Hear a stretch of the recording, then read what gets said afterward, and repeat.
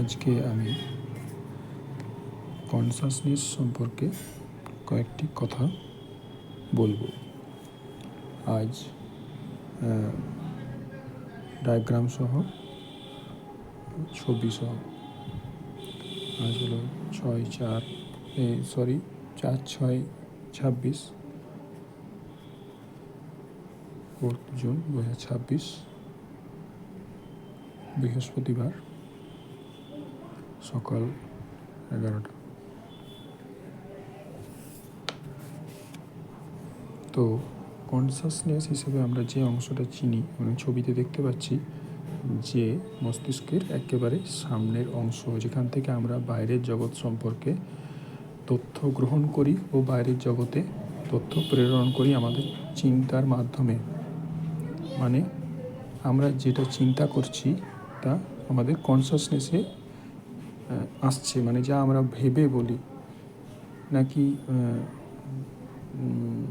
হিন্দিতে যাকে বলে না কি, মানে যেটা আমরা শুনে বলছি সেটা নয়, আবার সেটাও বটে কিছুটা, অথবা যেটা আমরা ডেটা প্রসেস করে পুরনো স্মৃতি থেকে ছবির মনে করে, অথবা শব্দ মনে করে, গন্ধ, স্পর্শ এসব মনে করে, যেগুলো আমরা আউটার ওয়ার্ল্ডে আমাদের ভাব প্রকাশ করি এক কথায়।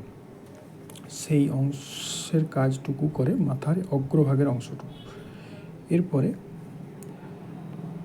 এই অংশটা আমরা যখন বয়স বাড়তে থাকে, আমাদের হার্ট তখন কি হয়, দুর্বল হতে শুরু করে, ব্লাড প্রেশার সেখানে অ্যাবনর্মাল হতে শুরু করে। মানে হয়তো ব্লাড প্রেশার বেশি আছে কিন্তু তার পালস রেট বেশি আছে, কিন্তু তার ফোর্স কম,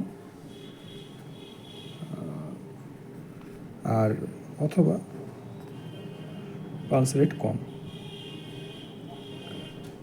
মূলত এইটাই বেশি হয়, পালস রেট বেশি, তার ফোর্স কম, মানে আমাদের শিরাতে সেখানে আবর্জনার মতো খাবার এসব জমে থাকে, যার কারণে আমাদের রক্ত পুরোপুরিভাবে সঠিকভাবে মস্তিষ্ক পর্যন্ত পৌঁছাতে পারে না। যার কারণে আমাদের এক্সারসাইজ করলে এটা ঠিক হয়ে যায়। রেগুলার যদি এক্সারসাইজ করি, আমাদের ব্লাড ফ্লো আবার সঠিকভাবে শুরু হতে থাকে। তো এটা একটা গুড পয়েন্টস, পজিটিভ সাইড, আশাবাদী দিক।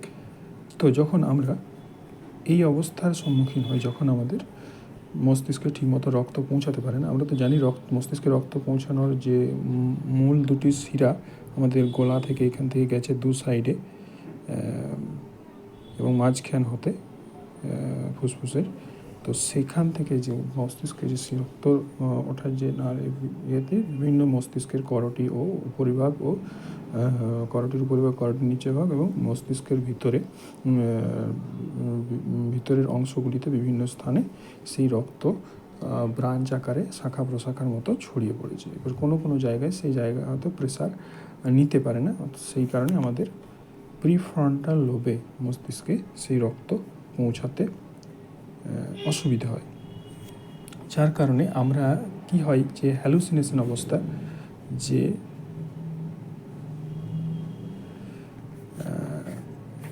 আমরা জানি অনেকেই হ্যালুসিনেশন কি রোগ, এটা একটা শারীরিক ডিসঅর্ডার, রোগ এর মতোই, যেখানে আমরা শুনতে পাই কথা, অথবা ছায়া দেখতে পাই, অথবা ছবি দেখতে পাই, রিয়েলিটিতে কোনো ফেক রিয়েলিটি আর কি মস্তিষ্কের মধ্যে একটা ফিল করতে পারি। কিন্তু আমরা বুঝতে পারি যে এটা ফেক, এবং রিয়েলিটির সঙ্গে এর অনেকটাই তফাৎ আছে। মানে যাদের হ্যালুসিনেশনের, আগেকার দিনে সিনেমাতে যেটা দেখাতো যে হ্যালুসিনেশন দেখাচ্ছে একদম বাস্তব, যেখানে কনফিউজ হয়ে যাচ্ছে যে বাস্তব কি নয়, এমনটা নয়। হ্যালুসিনেশনে পরিষ্কার বোঝা যায় যে এটা বাস্তব নয়, এটা মনের ভুল। তবে সর্বক্ষেত্রে কিন্তু সেটা নয়, কিছু ক্ষেত্রে সেখানে ডাউট তৈরি হতে পারে, কিন্তু সেটার মাত্রা খুবই কম যেখানে ডাউট হয়। বেশিরভাগ অংশটাই যেটা ডাউট হয় না, সেটা ভয়ের এখানে কিছুই থাকে না। তো ভয়েরও কোনো থাকে না, এবং এগুলো তেমন কিছু সমস্যাও নয়। এগুলো সকলেরই হ্যালুসিনেশন কম বেশি, খুব কম থেকে বেশি যে কোনো আকারে থাকবে, এবং এটা স্বাভাবিক। একটা সজীব প্রাণী হিসেবে এটা একটা খুব সাধারণ ঘটনা। তো এটা আমি বললাম হ্যালুসিনেশন কি, যে মনে হয় যেন আমি বাইরে থেকে কিছু শুনতে পাচ্ছি, বা বাইরে থেকে যেন মনে হয় কিছু একটা পেরিয়ে গেল, বা মনে হয় মনের ভুল যাকে আমরা বলি, যে হয়তো আমি যেখানেই বলি হয়তো সেইখানেই একটা হ্যালুসিনেশনের রিয়েল প্রেজেন্ট মোমেন্টে সেখানে একটা রিয়েলিটি ইয়েতে থাকে। যে স্মৃতিতে সেটা নয়, স্মৃতিতে তো একটা ভুল হতেই পারে, বাস্তবে যদি আমাদের কনফিউশন হয় আর কি, যে এইমাত্র দেখলাম, মনে হলো হয়তো গেল না গেল আমি ঠিক বুঝতে পারছি না, মনে হচ্ছে গেল, এইরকম টাইপের যে সিচুয়েশানগুলো জাস্ট 1 মিনিট বা 2 মিনিট আগেকার যে হিস্ট্রিটা, বা 1 সেকেন্ড আগেকার হিস্ট্রিটা, সেই রকম অবস্থা। তো সেই অবস্থাতে কি হয়, আমাদের এই জায়গার থেকে চিন্তাটা, আমাদের কনসাসনেসটা পেছনের দিকে চলে যায়। তখন আমাদের যেখান থেকে আমরা ভেবে আমরা আউটার ওয়ার্ল্ডে আমাদের মনের ভাব প্রকাশ করি, সেই অংশটাতে কনসাসনেস হিসেবে সেই অংশটা কাজ করতে থাকে। মানে সেই অংশটা আমাদের প্রেজেন্ট মোমেন্টের হিসেবে কাজ করতে থাকে। মানে সেই অংশ থেকে, তার পেছনের অংশ থেকে আমরা প্রসেস করি আমাদের ভাব, এবং সেই ভাবকে আমরা সামনের অংশে, বাইরের জগতে তা ব্যক্ত করি বা অনুভব করি, বা আমাদের নিজেদের ফিলিংসটাও আমাদের একটা আউটার ওয়ার্ল্ডের অংশর মতো। মানে এই ক্ষেত্রে প্রেজেন্ট মোমেন্টে, মানে এক কথায় প্রেজেন্ট মোমেন্টটা আউটার ওয়ার্ল্ডের একটা অংশ। তো এই অবস্থাটাই হলো একটা কনসাসনেসের, আমি যেটা বলছি এটা কনসাসনেসের সংজ্ঞা ঠিক নয়, কিন্তু কনসাসনেস কি এটা বোঝার জন্য এইটা একটা হেল্পফুল টপিক হতে পারে, সেই জন্য আমি আলোচনা করছি। এবং এটার উদ্দেশ্য আমার কিছুই নয়, এটা শুধু শিক্ষামূলক উদ্দেশ্যে, এবং আমার টাইম পাসের উদ্দেশ্যে, এবং আমার কমিউনিকেশন স্কিল বা আমার লেকচার বা কথা বলার অভ্যাস, এইসবের জন্যই করছি। আমি কারোর মতের বিরুদ্ধে বা কারোর শিক্ষার বিরুদ্ধে, বা আমার কথার মধ্যে অনেক ভুল থাকতে পারে, আমি অবশ্যই স্বীকার করে নিচ্ছি, কিন্তু আমার যে অবজারভেশন সেটা কখনোই ভুল নয়, সেটা কমপ্লিটলি আমার ব্যক্তিগত পর্যবেক্ষণ, সেটা 100% সত্যি। এখানে অবজারভেশন আমার ভুল থাকতে পারে, সেটা আমি মেনে নিচ্ছি। তো সেখানেও ভ্রান্তি, ভুল ভ্রম অবশ্যই থাকতে পারে, সব মানুষেরই ভুল হয়, এবং যদি ভুল হয় আমি অবশ্যই চেষ্টা করব পরবর্তীকালে যদি প্রয়োজন হয় আমি সেই ভুল শুধরে নেবার। তো যখন আমাদের মাথা ব্যথা করে অথবা ঝিমঝিম করে বা মাথা ধরে থাকে, আমরা কতগুলো শব্দ বলি, মাথা ধরা, মাথা ঝিমঝিম, মাথা যন্ত্রণা, মাথা ভার, তো এই অবস্থাগুলি এক কথায় অসাড়তার লক্ষণ। মানে আমি এটাকে কোনো ভয়ের উদ্দেশ্যে বলছি না, আমি বলেছি বারবার করে এটা শিক্ষামূলক উদ্দেশ্যে, এবং এখান থেকে ভালো কিছু শেখার এবং একটা সমাধান পাওয়ার লক্ষ্যে আমি বলছি, বা বিরক্তির জন্য আমি বলছি না, ভয় বা বিরক্তি বা রাগ হিংসা ছড়ানোর উদ্দেশ্য কখনোই নয়। তো এইটা আমি শিক্ষামূলক উদ্দেশ্যে বলছি।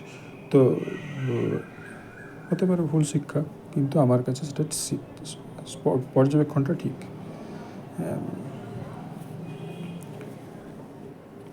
তো যাদের মাথা ভার, যন্ত্রণা এবং অসাড়তা অনুভব হয় তারা জানে ব্যাপারটা কী আমি বলতে চাইছি।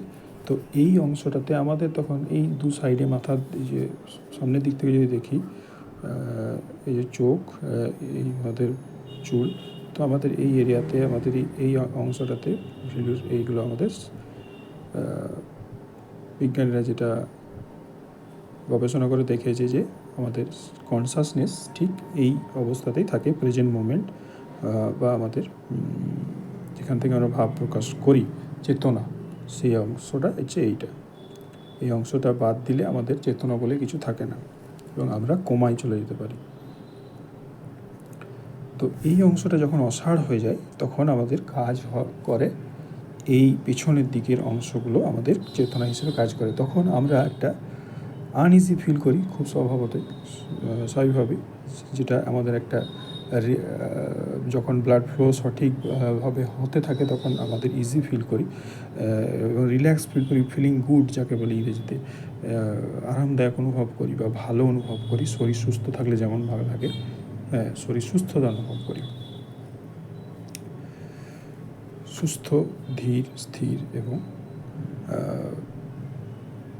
এনজয়েবল, উপভোগ্য অবস্থা তৈরি হয় এই যখন ব্লাড ফ্লো সঠিকভাবে হতে থাকে প্রিফ্রন্টাল লোবে। এখানে তো আমরা জানি মস্তিষ্ক হিপোক্যাম্পাস আছে, prefrontal, anterior lobe, posterior lobe, এইসবগুলো আছে। তো লিম্বিক ব্রেন এগুলো তো রয়েছে, থ্যালামাস, হাইপোথ্যালামাস, এগুলো অংশ। আমি তো যেটুকু আমি জানি, আমি কোনো ডাক্তার নই, আমি কেবল একজন স্টুডেন্ট মাত্র, এটুকুই আমার যোগ্যতা। তো নিজের ইন্টারেস্টের সহকারে যেটুকু জেনেছি সেটুকুই বললাম।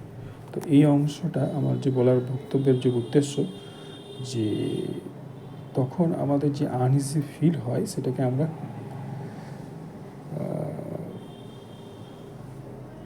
অস্বস্তিকর অনুভূতি ফিল হয়, সেটাকে এই অংশটার থেকে তখন আমরা করি। এবং এটা কোনো টাইম যে আমাদের ভয়ের মতো একটা সিচুয়েশন হয়তো তৈরি হতে পারে, যে কেমন ভয় লাগছে, কেমন লাগছে শরীর, মাথা ঝিমঝিম যখন অবস্থা হতে পারে, হয়তো হতে পারে।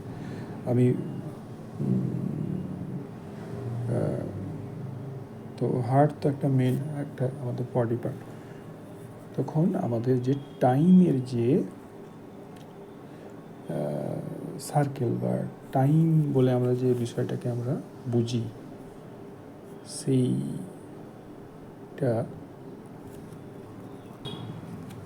সেইটাতে আমাদের সন্দেহ হতে শুরু করে। কিছু কিছু কেমন সন্দেহ, যে আমাদের অতীতের অনেক কিছু হয়তো মনে পড়ে যেতে পারে, অথবা ভুলে যেতে পারি, বা মনে না পড়া, অথবা মনে করতে ইচ্ছা না করা, মনে করার ইচ্ছা হারিয়ে যাওয়া, আগ্রহ হারিয়ে যাওয়া, উৎসাহ হারিয়ে যাওয়া, এবং লেথার্জি মানে কুঁড়ে ভাব, অলসতা, রেস্ট করবার একটা প্রবণতা, এগুলো তৈরি হয়। তো এগুলো খুবই স্বাভাবিক ঘটনা, সেটাই আমার বলার উদ্দেশ্য, যে এগুলো আমাদের ভয়ের কিছুই নেই। এগুলো আমরা সঠিক এক্সারসাইজ এবং চলাফেরা, হাঁটাচলা যদি ঠিক মতো করি, যোগাসন বা ডাক্তারি মেডিকেশন যদি যে ক্ষেত্রে প্রয়োজন ডাক্তারের পরামর্শ নেওয়া, সেখানে ডাক্তারের পরামর্শ নিয়ে সঠিক ওষুধপত্র যদি আমরা খাই, এবং সঠিক ট্রিটমেন্ট, কোথায় সঠিক সেবা, সঠিক হসপিটালিটি যদি আমরা গ্রহণ করি, আমরা এই সিচুয়েশানটা থেকে রেহাই পেতে পারব। তো মৃত্যু তো একদিন সকলের হবেই, অসুস্থতা এগুলো একটা কমন ব্যাপার, সকলকেই অসুস্থতা গ্রাস করবে, আবার ছাড়বে, আবার করবে, এই করতে করতে আমাদের মৃত্যু হবে একদিন। কিন্তু আমাদের যেটা পজিটিভিটি এবং হোপ একটা আমাদের বড় asset. Positivity, hope, enjoyment, relaxation, উপভোগ করা, এই সবগুলো আমাদের মাধ্যমে জীবনকে অতিবাহিত করতে পারি মানে করায় আমাদের অবশ্য কর্তব্য, এবং নিজেদের কর্তব্য পালন, যেটা আমাদের সবচেয়ে লিস্টের সবচেয়ে উপরে 1 নম্বরে। কারণ এখান থেকে আমাদের বেঁচে থাকার রসদ, খাদ্যের রসদ, অর্থ, সম্পদ, যশ, খ্যাতি, মান, সম্মান, আশা, নিরাশা, সব কিছুর উৎস হলো এই কর্তব্য। জ্ঞান, যা আমি বলছি তো এখন জ্ঞান, তো এই জ্ঞান সব কিছুরই উৎস হলো এই কর্তব্য। কারণ কর্তব্য থেকেই আসে সম্পদ, অর্থ, প্রাপ্তি, লাভ, যাকে আমরা বাংলায় বলে যে হিন্দিতে পয়সা, হ্যাঁ পয়সা হ্যাঁ তো সব হ্যাঁ। তো মানি মানি মানি মানি কত গান আছে টাকা দিয়ে। তো এই হচ্ছে এটি মেন জিনিস, এই জিনিসই মেন, একে নিয়ে ভগবান, একে নিয়ে সব। তো এইগুলো বললে ছোট করা হয়, তা এতটাও ছোটো নয়, এগুলো খুবই অনেক বড়। এর অর্থের অর্থ অনেক বড়। আমি এইভাবে এক কথায় একে ডিসক্রাইব করতে পারি না বা পারবো না বা কারোর ক্ষমতাও নেই এক শব্দে। এর অর্থ অনেক আছে, মাল্টিপল মিনিং। অর্থের অর্থ অনেক।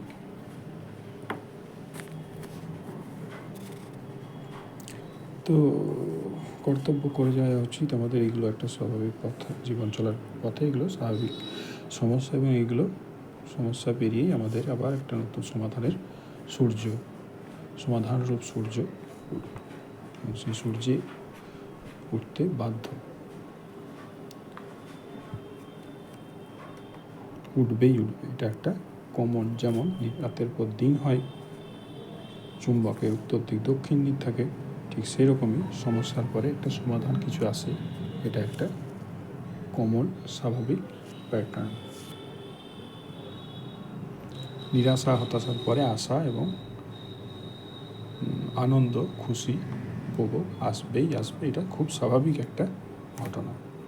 কিন্তু তার জন্য চাই ধৈর্য, অধ্যবসায়, শিক্ষা, সম্পর্ক, স্বাস্থ্য, যাগুলো এতক্ষণ বললাম সেগুলো সবই, মানুষের সঙ্গে মেলামেশা, টক্সিক পিপল তো আমি বাদ দিচ্ছি, এগুলো আগেও বলেছি। টক্সিক পিপল সম্পর্কে কথা কি, সেখানে কি কি আমাদের কর্তব্য কি রয়েছে, সেখানে করণীয় কি রয়েছে, তো সেইগুলো মাথায় রেখে, তো টক্সিক পিপল আমাদের সেই রিলেটেড আমি যদি বলি এক কথায় যে দূরে থাকাই ভালো। কিন্তু এর সঙ্গে আরও অনেক কিছুই বলার আছে, যা আমি আগেও বলেছি। কখন দূরে থাকবো এবং কোন অবস্থায় টক্সিক পিপলের কাছে দিকে দূরত্বটা কমানো দরকার এবং কোন অবস্থায় দূরত্ব বাড়ানো দরকার, এগুলো আমি আগেও বলেছি। পরিস্থিতি চেনা, এগুলো তো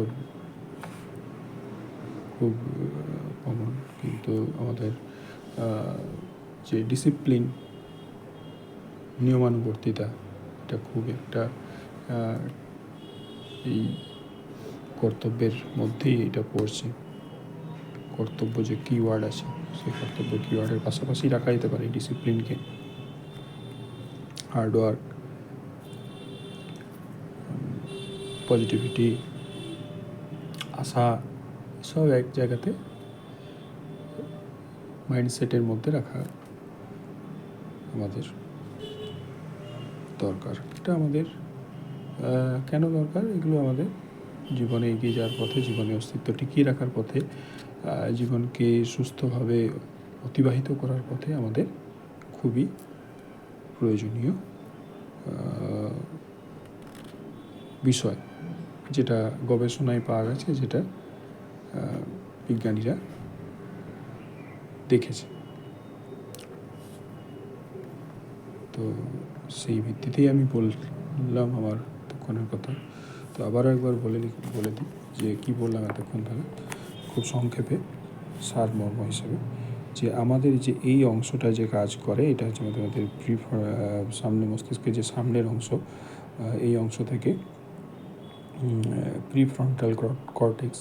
তো এখান থেকে যখন রক্ত আমাদের সঠিকভাবে চলাচল করে, আমরা এখান থেকে চেতনা হিসেবে যাকে চিনি বা কনসাসনেস হিসেবে চিনি, এখান থেকে চিন্তা করি। এবং যখন আমাদের ব্লাড সার্কুলেশন ঠিকমতো হয় না, তখন আমাদের চিন্তা করতে অসুবিধা হয় এবং আমাদের অনেক অ্যাবসার্ড টাইপের থট প্রসেস হতে শুরু করে, অস্বাভাবিক চিন্তা, যাগুলো আমাদের মস্তিষ্কের এই পিছনের অংশ থেকে শুরু হতে থাকে। তো বেশি চিন্তা করা, বেশি হেডেক নেওয়া, এইগুলোর কারণেও হতে পারে আমাদের এই অবস্থা। যখন মস্তিষ্কে রক্ত কম সঞ্চালন, তখন আমরা পেছনের দিককে আমরা কনসাসনেস হিসেবে কাজ করে। তখন এই অবস্থায় আমরা যে চিন্তা করি, সেই চিন্তা ধরনটা একটু আলাদা। তখন মনে হয় যেন যেটা ভাবছি সেইটাই কেউ যেন বলছে, সেটা আমি ভাবছি, সেটা যেটা ভাবছি সেটা যেন কেউ বলছে, এই অবস্থা তৈরি হয়। মানে আমি যদি বই পড়ি, যেন মনে হয় যেটা মনে মনে বই পড়ছি, কিন্তু মনে হয় যেন বাইরে থেকে আমাকে কথাটা বলছে, এই একটা অবস্থা তৈরি হয়। আমি বোঝাতে পারলাম কি জানি না। যেমন যদি আমি বইটা যদি এখানে লেখা আছে, তো আমি এইখানে যেমন কনসাসনেস লেখা আছে, তো আমি যদি কনসাসনেস এখানে মনে মনে পড়ি বইয়ের পাতা, তখন মনে হয় যেন বাইরে থেকে কথা শুনলে কেমন লাগে, ঠিক সেই রকম টাইপের মনে হয়। যে মনে মনে পড়ার যে আওয়াজ, সেই আওয়াজটা সুস্থ অবস্থায় যেটা আওয়াজ হয়, এবং আমরা এই অবস্থাতে যে আওয়াজ, তার মধ্যে পার্থক্য থাকে। সেই পার্থক্যটাতে এইরকম। সুস্থ অবস্থায় কেমন কি কনসাসনেস, আমি পড়ছি তো মনে মনে যেমন পড়ি, এখন তো বলছি, কিন্তু এই যে আমি এইভাবে যদি পড়ি, এখন বলছি কনসাসনেস, এটা বললাম কনসাসনেস আর হচ্ছে হ্যালুসিনেশন। তো এটা আমি পড়ছি, এরপর আমি মনে মনে পড়ছি এইভাবে একইভাবে। এই যে এইটা হলো, এইটা যে আওয়াজটা, এর যে অবজারভেশন যে তুমি করো, কীভাবে করো, এবং এটাই করেছো কি না, সেটা যাই হোক, যদি করো দেখবে সেইটা যখন তুমি সুস্থ আছো, যেমন কখন সুস্থ থাকি আমরা সবচেয়ে, সকালে ঘুম থেকে উঠে, বা যে কোনো সময় ঘুম থেকে উঠে, বা খুব পরিশ্রমের পর যখন ঘুম থেকে উঠি, সেই অবস্থায় সুস্থতাটা আমরা সবচেয়ে বেশি অনুভব করি। তখন সেই অবস্থায় যে আমরা আওয়াজটা পাই, বইয়ের মধ্যে তো কোনো ট্র্যাকিং ডিভাইস নেই। মোবাইলে যেমন ট্র্যাকিং ডিভাইস আছে, আমাদেরকে সাইড থেকে হয়তো আমাকে কেউ বলতে পারে যে সত্যি মোবাইল আমার মিরর স্ক্রিন করে, হয়তো ইন্টারনেটে কেউ, আমি যা স্ক্রিনে দেখছি সেখানে এমনও টেকনোলজি রয়েছে যে আমার মোবাইলের ক্যামেরা দেখে আমার চোখের সাহায্যে এমন সফটওয়্যার রয়েছে যে আমি কোন লেখাটার কোন শব্দে আমি ফোকাস করেছি সেটা দেখা যায়। কিন্তু বইয়ের পাতাতে কিন্তু সেটা সম্ভব না। তাহলে তাই স্মার্টফোনে হয়তো আমাদের এই সন্দেহটা আরও যারা ব্যবহার করি আরও প্রবল হয়ে উঠবে, যে আমাদের যেটা দেখছি সেটা যেন মনে হচ্ছে কেউ বাইরে সত্যিই বলছে, যার দিকে তাকিয়ে আছি সেটা যেন সত্যিই কেউ বলছে। কিন্তু যখন বই বা পেপার পড়ি, তখন এই অবস্থা হওয়ার কখনোই কোনো সুযোগ নেই, কারণ সেখানে কোনো ইলেকট্রনিক্স ডিভাইসও নেই, আর আমাদের চোখেও কোনো ক্যামেরা লাগানো নেই যে আমি যে তাকিয়ে আছি সেটা বাইরে থেকে কেউ বলছে। তো এইটাও একটা মনের বিভ্রান্তি বা হ্যালুসিনেশনেরই একটা পার্ট হিসেবে বলা যায়। তো আমি আগেও বলেছি, আবার একবার বলছি, যে এটা খুবই একটা স্বাভাবিক অবস্থা আমাদের মানুষের, বা যে কোনো পশুর ক্ষেত্রে যারা চিন্তা এইসব আর কি, মানে আমাদের ক্ষেত্রে, এক্ষেত্রে আমাদের দেহের, এবং এটা সুস্থ শরীরের একটা, এর মধ্যে অসুস্থতার কোনো বা এগুলোর কোনো চিকিৎসার প্রয়োজন কিছু নেই। এগুলো খুবই স্বাভাবিক ঘটনা, কম বেশি এগুলো সকলেই থাকে। এর অবস্থা কখনো বাড়ে, কখনো কমে। যারা অবজারভেশন করেছে তারা এটা ভালো করে দেখতে পেয়েছে, যারা অবজারভেশন করেনি তারা হয়তো এটা জানবে না, তারা বললে হয়তো বুঝতেও পারবে না, তারা হয়তো বলেই দেবে যে এগুলো সব কিছু হয় না। তো সেইটাই বলার ছিল। আবারও একবার বলে রাখছি যে, তো তখন এই টাইমের যে ইলিউশন, যে টাইমকে আমরা যে বেশি মনে করছি, কম মনে করছি, আমি যেমন বলি যে অনেক বছর বাঁচলাম, 70 বছর হয়ে গেল, আবার বাচ্চারা বলে যে আমরা এখন অনেক বছর বাঁচতে বাকি আছে, আমাদের বয়স খুব কম। এই যে টাইমের যে ধাঁধা, এই অংশের মধ্যে একটা কনফিউশন তৈরি হয়। তখন কেমন কনফিউশন তৈরি হয়, যে সেই অবস্থায় মনে হয় যেন সময়টা একটা স্লো যাচ্ছে, বা সময়টা কেমন অদ্ভুতভাবে একটা ছন্দ, অস্বচ্ছন্দভাবে, বা কেমন একটা অন্য ধরনেরভাবে সময়টা যাচ্ছে, বা অদ্ভুত জিনিস সেখানে অতীতের ঘটনা মনে পড়তে শুরু করতে থাকে। হতে পারে, হয়তো না হতেও পারে, বিশেষ অবস্থার ক্ষেত্রে। সেই অবস্থায় পুরনো স্মৃতি অনেকেরই মনে পড়ে, কেউ ভালো স্মৃতি, কেউ খারাপ স্মৃতি, যার আছে কারো ভালো অভিজ্ঞতা, কারোর খারাপ অভিজ্ঞতা। তো যার যেমন অভিজ্ঞতা, সে কখনো সময় ভেদে তার এক রকমের স্মৃতির অনুসারে তখন আমাদের ভালো অনুভব করি, বা বিরক্ত অনুভব করি, বা ভালো অনুভব আমাদের আমরা ভয় অনুভব করি বা আমরা সচেতন অনুভব করি যে ভবিষ্যতে যে সেখান থেকে শিক্ষা যে নিচ্ছি, এইরকম একটা পরিস্থিতিগুলো আমরা অনুভব করি।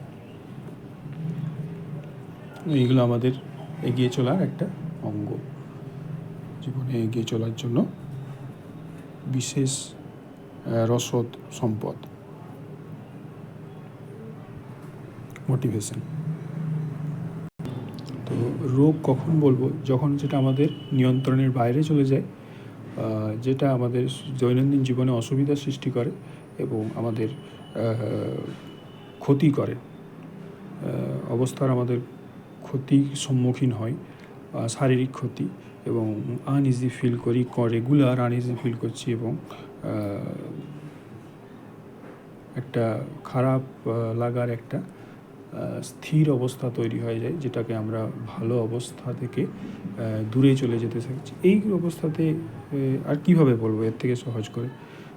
তো তখনই আমাদের চিকিৎসার প্রয়োজন, এবং আমাদের শিক্ষাটা অবশ্যই জেনে রাখা প্রয়োজন, ডাক্তারের পরামর্শ নেওয়া প্রয়োজন। কোনো সন্দেহ হলে অবশ্যই যে ডাক্তার তখন বলে দেবে, সঠিক সাজেশন দেবে যে তখন তার কী করা প্রয়োজন। হয়তো তার মানসিক, তার সাইকিয়াট্রির প্রয়োজন, তার কোনো অপারেশনের প্রয়োজন, তার কোনো হার্ট অপারেশনের প্রয়োজন। হার্টের থেকে হার্ট আমাদের মূল স্পন্দন নেওয়া হচ্ছে আমাদের জীবনের মূল অস্তিত্বের কারণ। তো হার্টের কারণেই আমরা ছোট্ট একটা প্রবলেম হয়েছে, আর সেই প্রবলেমের বড় বড় আমরা কারণ সন্দেহ করছি। তো সেইগুলোই আর কি ডাক্তারের পরামর্শ নেওয়া আমাদের দরকার। প্রয়োজন হলে কোনো বিশ্বস্ত ডাক্তার, ভালো খারাপ তো আমি বলছি না কিছু,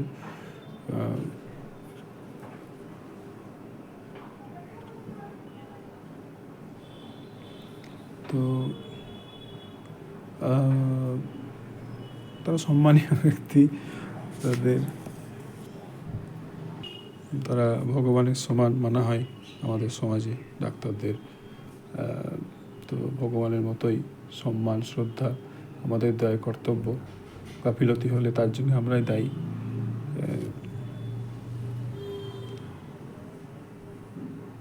এবং সেখানে অন্ধের মতো সেই যে কারণ যে আমি যে শ্রদ্ধা করছি সেই শ্রদ্ধার আবার অপব্যবহার না হয়ে যায়, সেটাও দেখার আছে।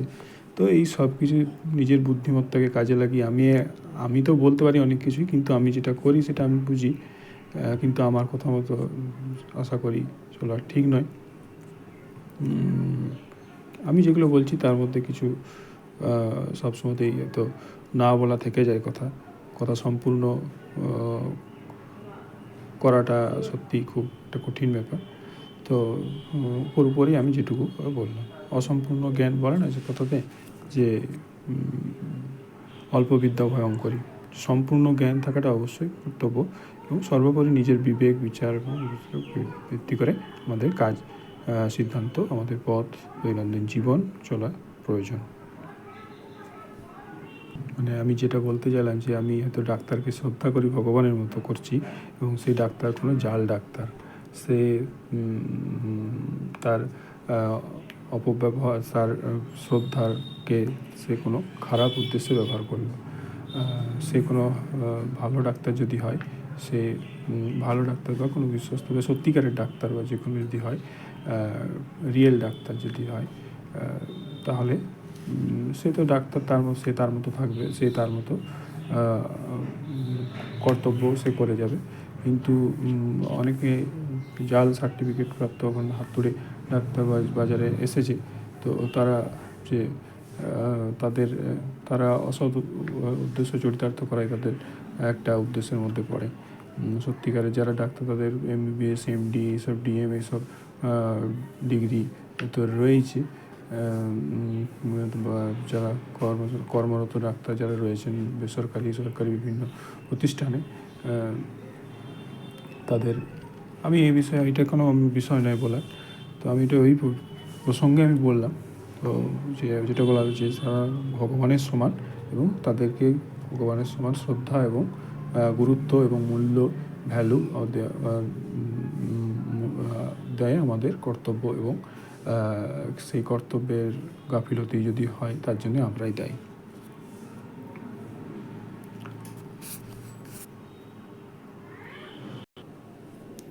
তো এই অংশে আমাদের